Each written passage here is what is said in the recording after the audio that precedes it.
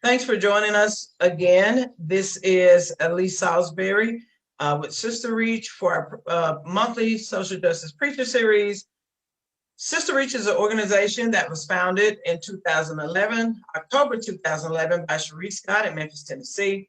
Sister Reach is a grassroots 501c3 nonprofit that support the reproductive autonomy of women and teens of color, poor and rural women, LGBTQ plus people, and their families through the framework of reproductive justice. Our mission is to empower our base to lead healthy lives, raise healthy families, and live in healthy and sustainable communities. We achieve our work through a four-pronged strategy of education, policy and advocacy, cultural shift, and harm reduction. And our reach is local, regional, national, and international. Our social justice preacher series is part of our faith and advocacy programming and invites clergy to render sermonettes on a human rights topic from a womanist theological perspective. This month, we welcome Reverend Regina Clarke, whose topic is domestic violence, the violence, and the silence. Reverend Regina D. Clarke was born in Charlotte, North Carolina, raised in Fairfax, Virginia. Throughout her life, time and time again, the enemy thought he had succeeded in ensuring Regina would never get on the right path, but God had another plan. From honor roll student to teenage unwed mother to a domestic violence survivor to a dual divorcee to a purpose-driven woman, she firmly believes in Jeremiah 29:11, which states, "For I know the plans I have for you, declares the Lord, plans to prosper you and not to harm you, plans to give you a hope and a future." Reverend Regina Clarke was ordained in September 2019 by Abyssinian Missionary Baptist Church in Memphis, Tennessee, under the pastorate of Dr. Earl J. Fisher. Following graduation from Washington Baptist Theological Seminary, she continued her studies at the Samuel DeWitt Proctor School of Theology at Virginia Union University, where she is pursuing a dual Master of Christian Education and Master of Divinity with an emphasis in ethics and social restorative justice. While studying at STBU, her thirst for developing community and advocacy has moved from incidental to intentional as she operates under the mantra, "For me to succeed, others must succeed." Regina believes strongly that we are all here for a very distinctive purpose, and no one should miss the opportunities that God plans specifically for him or her to fulfill. She especially has a heart burst for the deaf, hard of hearing, the abused, and those who are forgotten or discarded by mainstream society. Her thirst for connecting the community and the church has led her to service in the prisons, domestic violence shelters, courtrooms, and the community at large, fueling a passion for the intersection of ethics, theology, and community to ensure no person, despite their past, ability, or status, would be denied the opportunity to learn about Jesus and walk in their God-ordained assignment. I introduced the psalm. Welcome, Reverend Regina. We're here to hear your gospel. Thank you so much, Reverend Elise. Pastor Elise, let me correct that. Thank you so very, very much. And thank you to Reverend Cherise for this wonderful opportunity. Let's go ahead and get into the word. And as we talk about domestic violence, I'm going to take us to a very familiar text for some, but I ask that you be patient because I want to make sure that we read the entire story so that we have a clear understanding of what exactly is happening in the Word of God. Our text for today is 2 Samuel chapter 13, verses 1 through 22, and I'm going to be reading from the English Standard Version. Now the Word of God. Now Absalom, David's son, had a beautiful sister. Her name was Tamar. And after a time, Amnon, David's son, loved her. And Amnon was so tormented that he made himself ill because of his sister Tamar, for she was a virgin, and it seemed impossible to Amnon to do anything to her. But Amnon had a friend whose name was Jonadab, the son of Shimea, David's brother. And Jonadab was a very crafty man. And he said to him, "O son of the king, why are you so haggard morning after morning? Will you not tell me?" Amnon said to him, "I love Tamar, my brother Absalom's sister." Jonadab said to him, "Lie down on your bed and pretend to be ill. And when your father comes to see you, say to him, 'Let my sister Tamar come and give me bread to eat and prepare the food in my sight that I may see it and eat it from her hand. So Amnon lay down and pretended to be ill. And when the king came to see him, Amnon said to the king, "Please let my sister Tamar come and make a couple of cakes in my sight that I may eat from her hand." Then David sent home to Tamar, saying, "Go to your brother Amnon's house and prepare food for him." So Tamar went to her brother Amnon's house where he was lying down, and she took dough and kneaded it and made cakes in his sight and baked the cakes. And she took the pan and emptied it out before him, but he refused to eat. And Amnon said, "Send out everyone from me." So everyone went out from him. Then Amnon said to Tamar, "Bring the food into the chamber that I may eat from your hand." And Tamar took the cakes she had made and brought them into the chamber to Amnon her brother. But when she brought them near him to eat, he took hold of her hand and said to her, "Come, lie with me, my sister." She answered him, "No, my brother, do not violate me, for such a thing is not done in Israel. Do not do this thing.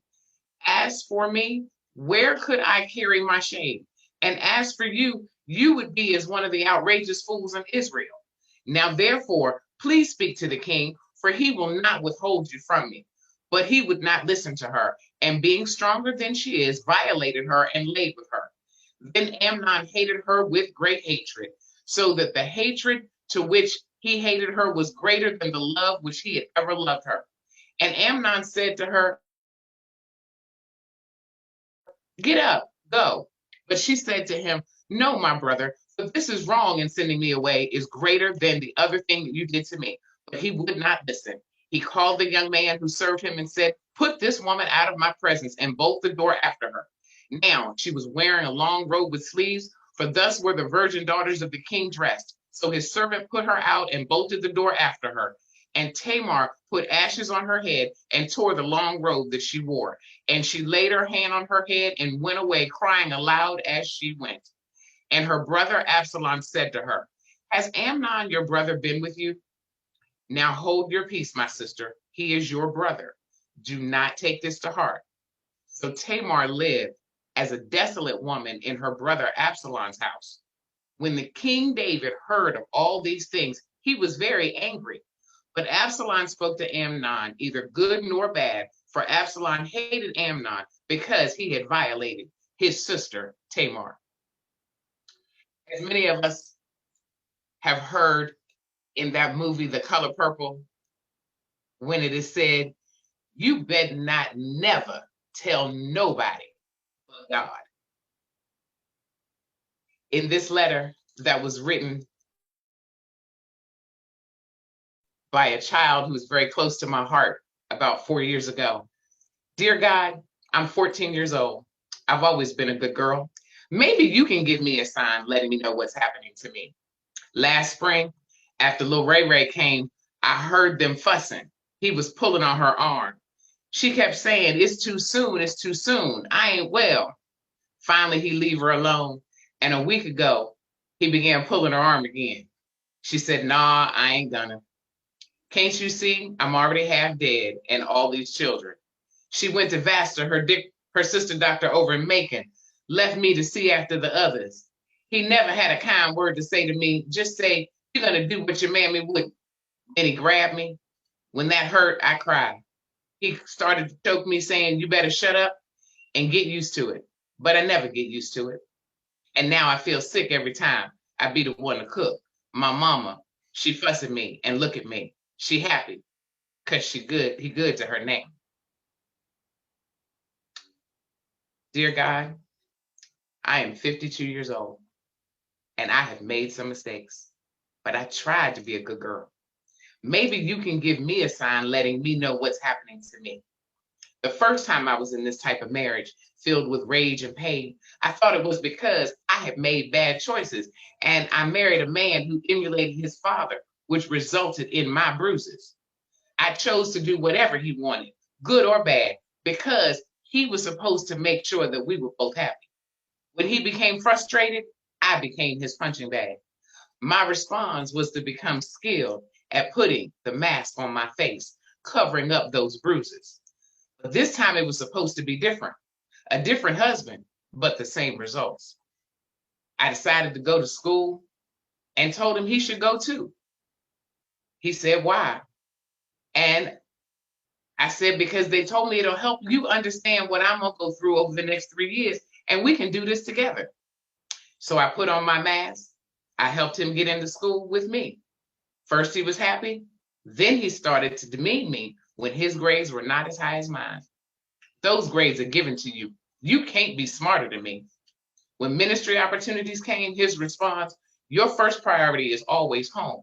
And if my needs aren't met first, you won't be meeting anybody else's needs. His only kind words came in the presence of others and when he wanted something from me.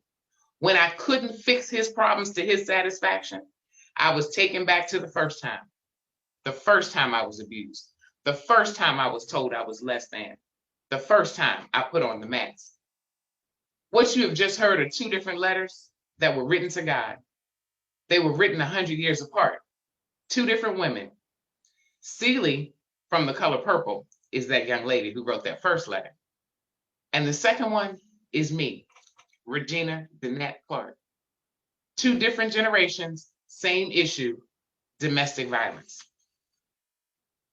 As we're rounding out this month of domestic violence awareness,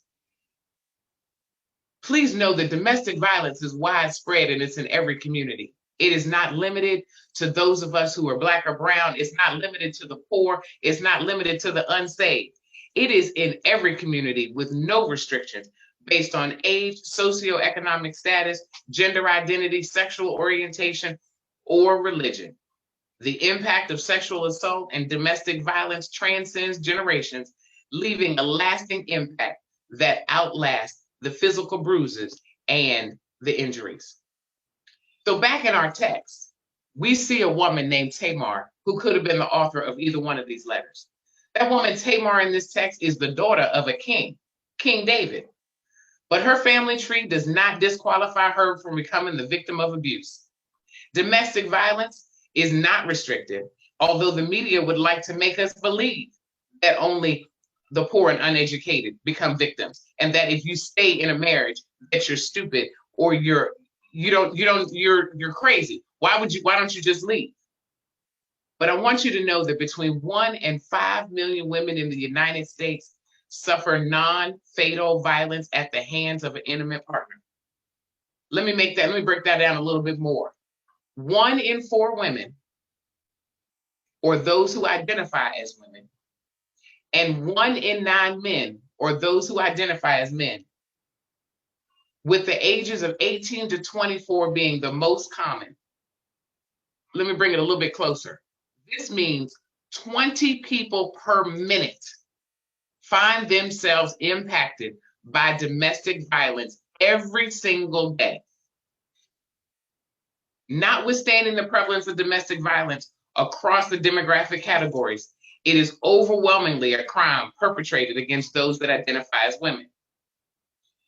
Although Tamar was a member of the royal family, her gender places her in the largest impacted group of victims.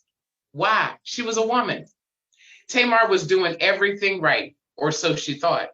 When she was called upon to fix a meal for her brother Amnon, she did what he asked her to do. Although the reason for his illness was attributed to his love for her, she did not question his request. Domestic violence victims are often called upon to make things better for their abuser. Although they think they love or may even truly love their abuser, their desire to please them is partially due to their fear of retribution if they don't. If they can make sure their abuser is happy and satisfied, then maybe, just maybe, they won't take their frustration out on them. The desire to please overshadows their physical and emotional health and safety. Relationships generally begin with a romance phase, the period where nothing seems impossible and all of your dreams of sharing time and adventures are on the horizon. Think back to that relationship that you got into, that first love, when you could just imagine if we can go to the beach. Imagine if we can take a cruise. We can do this together. We can hold hands. Everything is going to be